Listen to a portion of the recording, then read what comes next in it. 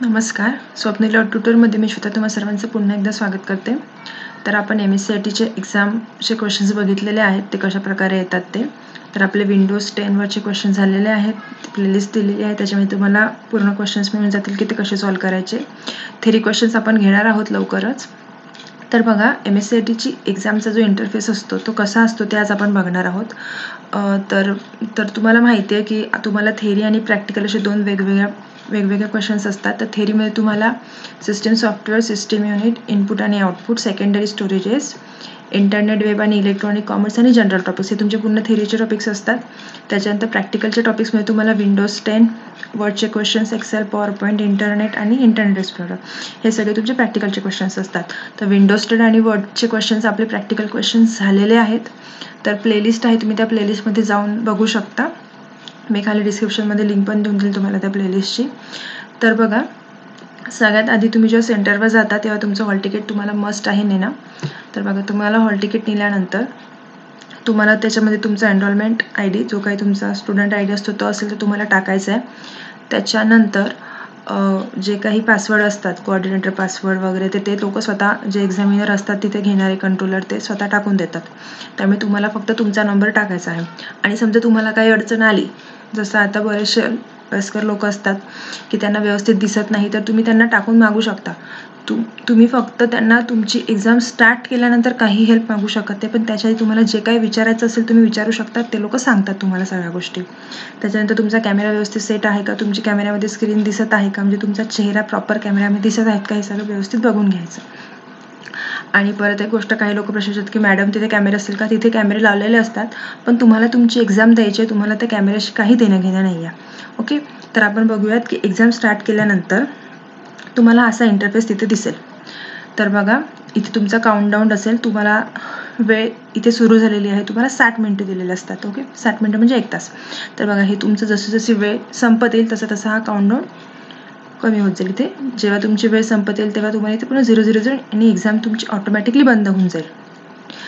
वेळ संपल्यानंतर त्याच्यानंतर परत एक सगळ्यात महत्त्वाची गोष्ट, मी बऱ्याच ठिकाणी बघितलं आणि बऱ्याच विद्यार्थ्यांकडनं पाहिले की ते कसे करतात, घाईघाईमध्ये कधी कधी कसं होतं की काही ठिकाणचे PC व्यवस्थित काम नसत करत. त्यामुळे काय होतं की तुम्ही ना क्लिक होत नाही म्हणून कुठेही कसंही क्लिक करता, आणि कधी कधी काय होतं की घाईघाईमध्ये तुमची इथे एंड एक्झाम ही जी रेड आहे बटन इथे क्लिक होऊन जातं. त्यामुळे कधी तुमची एक्झाम सुरू व्हायच्या आधीच एंड एक्झाम होऊन जाते, त्यामुळे तुम्ही फेल होऊन जातात एक्झाममध्ये. ओके, त्यामुळे समजा तुमचं सिस्टीम थोडं स्लो असेल तर कोणत्याही प्रकारची घाई करायची नाही. वेळ तुमचा जास्तीत जास्त 1 मिनिट जास्त जाईल, पण घाई करायची नाही. काय होतं ना, घाई केल्यामुळे कुठेही क्लिक करता आणि क्लिक करण्याच्या याच्यामुळे तुम्ही चुकून एंड एक्झामवर क्लिक करता, आणि जसं तुम्ही इथे क्लिक करता तेव्हा तुमची एक्झाम संपून जाते, म्हणजे एंड होऊन जाते. तुम्ही ते क्वेश्चन्स काही सॉल्व्ह केलेले आहेत की नाही, किती क्वेश्चन सॉल्व्ह केले, हे काहीच महत्त्व त्याला राहत नाही जर तुम्ही एंड एक्झामवर क्लिक केलं तर. सगळ्यात महत्त्वाची गोष्ट, घाईघाईमध्ये डबल क्लिक होत नाही म्हणून माऊसला डबल क्लिक करायचं नाही.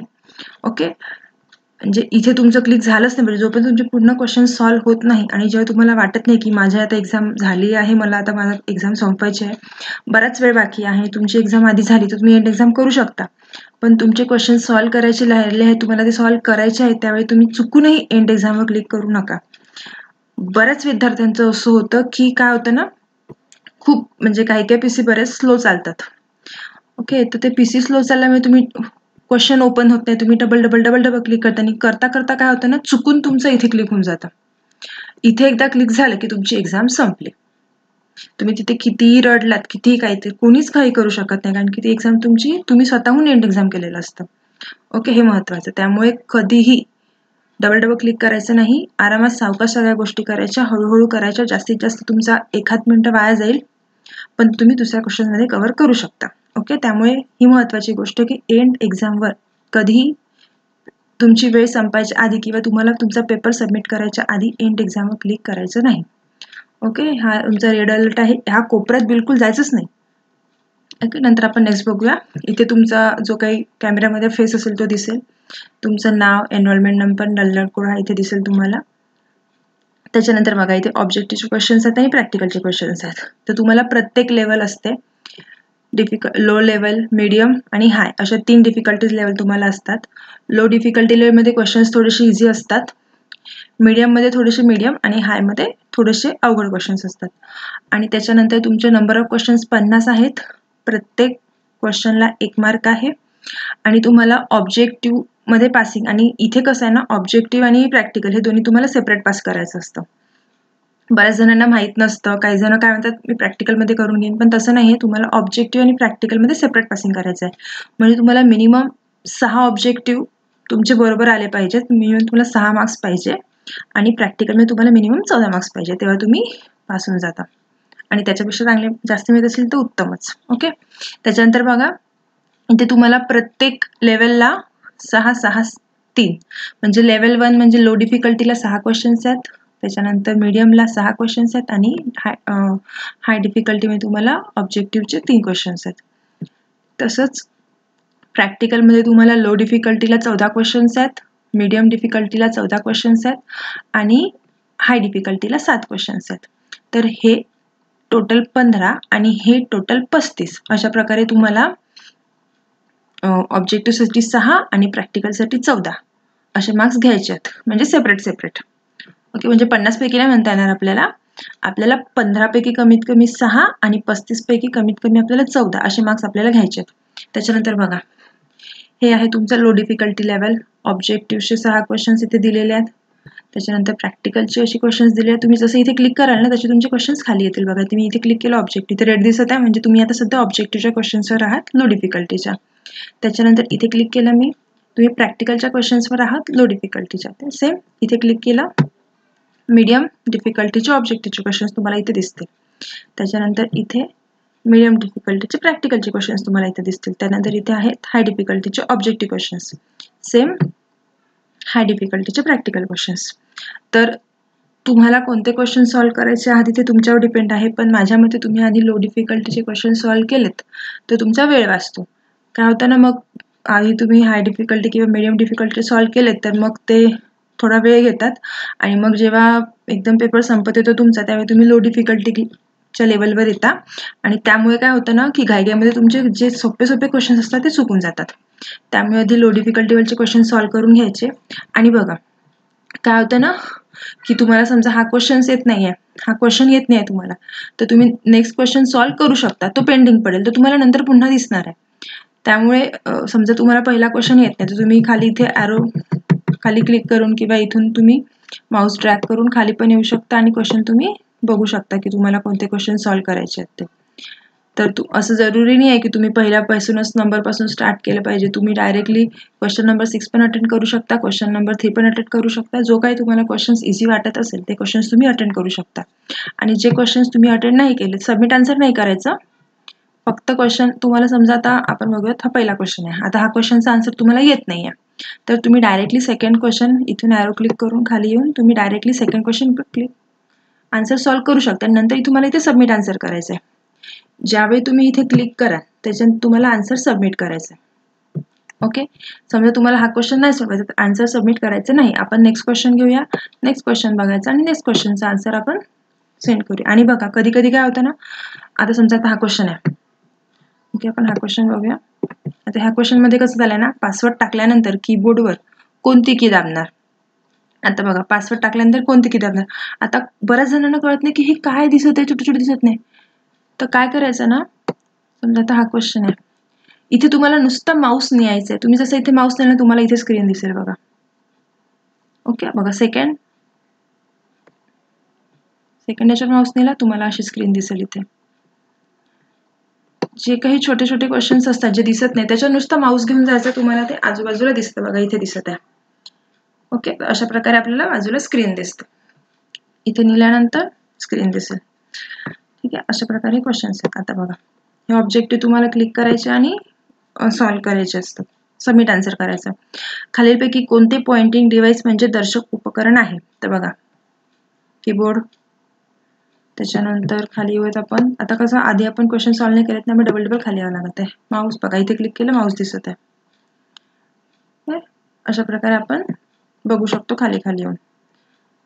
त्याच्यानंतर आपण प्रॅक्टिकलचे क्वेश्चन बघूयात कसे असतात. तर जर तुम्ही माझ्या आधीचे व्हिडिओ बघितले असतील तर त्याच्यामध्ये मी विंडोजचे क्वेश्चन्स घेतलेले आहेत. प्रॅक्टिकलचे विंडोजचं आपलं पूर्ण कंप्लीट झालेलं आहे. तर मी ते छोट्या छोट्या गॅपमध्ये घेतलेलं आहे. तर मी आता काय करणार आहे, पूर्ण जेवढे विंडोजचे क्वेश्चन्स आहेत त्याची एक पूर्ण फुल व्हिडिओ बनवणार आहे, म्हणजे तुम्हाला एका वेळी पूर्ण विंडोजचे क्वेश्चन्स बघायला इझी जातील. तर हे आपण घेतलं होतं क्वेश्चन हार्डवेअर फोल्डरमधून. हे सगळे क्वेश्चन झालेले आहेत आपले आणि सेम क्वेश्चन तेच बघा तुम्हाला एक्झाममध्ये पण आहेत अवेलेबल. सेम क्वेश्चन आहे. तुम्ही रेग्युलर प्रॅक्टिस करा. तुम्हाला प्रॅक्टिस नसेल जमत तरी तुम्ही सारखा व्हिडिओ बघा. त्या व्हिडिओ बघितल्यामुळे सुद्धा तुम्हाला बरंचसं माइंडमध्ये स्टोअर होतं, जेणेकरून तुम्ही जेव्हा एक्झामला जाता तेव्हा तुम्हाला ते सॉल्व्ह करायला इझी होतं. तर बघा आता काय करायचं आहे, क्वेश्चन वाचून घ्यायचा. नाही क्वेश्चन वाचला तरी तुम्ही समजा क्लिक केलं इथे, त्याच्यानंतर काय होतं ना, तुम्हाला असा क्वेश्चन दिसतो. सेम जसं मी घेतलेला आहे इंटरफेस सेम तसंच आहे, सेम टू सेम. बघा काहीच फरक नाही आहे. तुम्ही जर माझ्या आधीचे व्हिडिओ बघितले असतील तर तुम्हाला लक्षात येईल की सेम टू सेम तसंच आहे. आता समजा काही जण असतात त्यांना थोडं डोळ्याचा प्रॉब्लेम आहे किंवा दिसत नाही व्यवस्थित, छोटे छोटे अक्षर दिसत आहेत, त्यांच्यासाठी सांगते मी. तर बघा तुम्हाला ना इथे एक म्हणजे जो क्वेश्चन आहे त्याचं फॉन्ट मोठा करायसाठी ऑप्शन असते बघा. हा एरो आहे ना, याच्यावर क्लिक करायचं आणि तुम्हाला फॉन्ट किती मोठा पाहिजे तो फॉन्ट मोठा करून घ्यायचा, म्हणजे तुम्हाला व्यवस्थित दिसेल. किंवा तुम्ही याच्यावर क्लिक केलं तरी तुमचं हे असं व्यवस्थित मोठं दिसेल तुम्हाला, जर मोठा क्वेश्चन असेल तर. ठीक आहे, आता हे आपण बघितलेलं आहे कसं करायचं. तर तुम्हाला काय क्वेश्चन सॉल्व्ह करायचा आहे, हार्डवेअर फोल्डरमधून माऊस हे फाईल कशात करायची, होम इंडेक्समध्ये. तर ही करायची, राईट क्लिक करायचं, कॉपीवर करायचं, त्याच्यानंतर होम इंडेक्स. आता तुम्हाला बघायचं हे तुमचं होम आहे, इथे बघा होम, त्याच्यानंतर इंडेक्सला ओपन केलं आणि इथे जाऊन याला पेस्ट करायचे. तुम्ही कंट्रोल-C कंट्रोल-V पण करू शकता आणि मग आन्सर सबमिट करायचं. बघा आपला एक क्वेश्चन सॉल्व्ह झाला. तर बघा इथे येत आहे 1 अटेम्प्टेड. आता आपण एक क्वेश्चन सॉल्व्ह केलेला आहे आणि किती राहिले मग लेवल 1चे म्हणजे लो डिफिकल्टचे 13 क्वेश्चन राहिलेले आहेत आपले आणि आपण एक क्वेश्चन सॉल्व्ह केलेला आहे.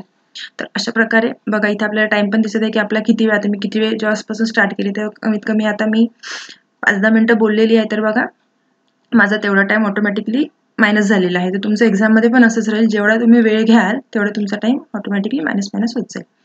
ओके, तर बघा आता आपण प्रॅक्टिकल मधला एक क्वेश्चन सॉल्व्ह केला. तर बघा इथे 1 अटेम्प्टेड दाखवत आहे आणि इथे 13 रिमेनिंग दाखवते. इथे टोटल होते 14.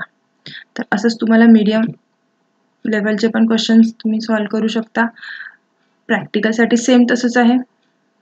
आणि बघा मेन म्हणजे कसं असतं ना, जेव्हा तुम्ही प्रॅक्टिकल सुरू केलं तर प्रॅक्टिकलमध्ये स्टार्टिंगला तुम्हाला विंडोजचे क्वेश्चन, नंतर वर्डचे क्वेश्चन असं सिक्वेन्सली येतं. तर बघा आता प्रॅक्टिकल आहे, इथे विंडोजचे क्वेश्चन, इथे पण आपल्याला विंडोजचे क्वेश्चन आणि हे पण तुम्हाला विंडोजचे क्वेश्चन. ठीक आहे, तर कधी होऊ शकतं एखाद्या वेळी, रेअरली होतं, पण मिनिमम कसं तुम्हाला आधी मॅक्झिमम आधी विंडोजचे क्वेश्चन्स दिसतात, नंतर मग तुम्ही आपले वर्डचे क्वेश्चन्स, एक्सेलचे क्वेश्चन असे तुम्हाला क्वेश्चन्स येतात. तर काही जण काय करतात माहिती आहे का, हे जे हाय डिफिकल्टी लेवलचे जे शेवटचे क्वेश्चन्स असतात, जसे हे गुगलवरचे, गुगल पेज ओपन करा, त्याच्यानंतर मार्क्स कॅल्क्युलेट करा, हे सगळे क्वेश्चन्स इझिएस्ट असतात. म्हणजे कसं असतं ना, ते तेच क्वेश्चन्स असतात. तुम्ही जर प्रॅक्टिस केली तुम्ही आरामात डोळे भेटून ते क्वेश्चन सॉल्व्ह करू शकता. जसं हा क्वेश्चन झाला, हा मार्क्स कॅल्क्युलेट करा आणि रिझल्ट K23 सेलमध्ये डिस्प्ले करा. हा सगळ्यात इझी क्वेश्चन, हा क्वेश्चन येतोच. एक्सेलचे क्वेश्चन्स तुम्हाला येणारच आहेत. जसे तुम्हाला विंडोजचे क्वेश्चन्स कंपल्सरी तसे तुम्हाला एक्सेलचे क्वेश्चन्स पण येणार आहेत. पण एक्सेलचे क्वेश्चन्स आहेत ते लिमिटेड आहेत. ते तुम्ही लिमिटेड तेवढेच पाठ केले की तुम्हाला ते रिझल्ट पुरतं तुम्हाला तुमचा आन्सर येऊन जातं. ठीक आहे, तर अशा प्रकारे हा पूर्ण इंटरफेस असतो एक्झामसाठी.